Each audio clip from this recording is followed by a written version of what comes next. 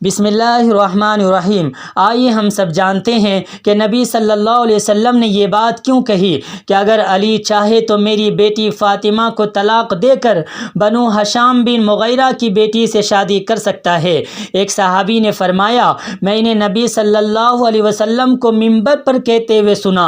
آپ صلی اللہ علیہ وسلم فرما رہے تھے، بنو ہشام بن مغیرہ نے مجھ سے اپنی بیٹی کا نکاح علی کے ساتھ کرنے کی اجازت مانگی ہے۔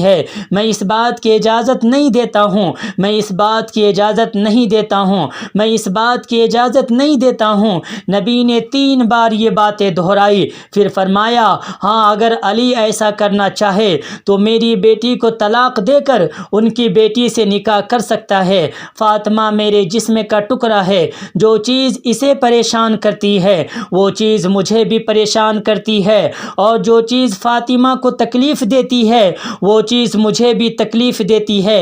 میں اس بات کا اعلان کر رہا ہوں کہ اللہ کے رسول کی بیٹی اور اللہ کے دشمن کی بیٹی ایک جگہ کبھی جمع نہیں ہو سکتی ہے۔ یہ بیٹی ابو جہل کی بیٹی تھی۔ کتاب دیکھیے صحیح مسلم۔ اللہ تعالی ہم سبوں کو ان باتوں پر یقین رکھنے اور عمل کرنے کی توفیق عطا فرمائے، آمین۔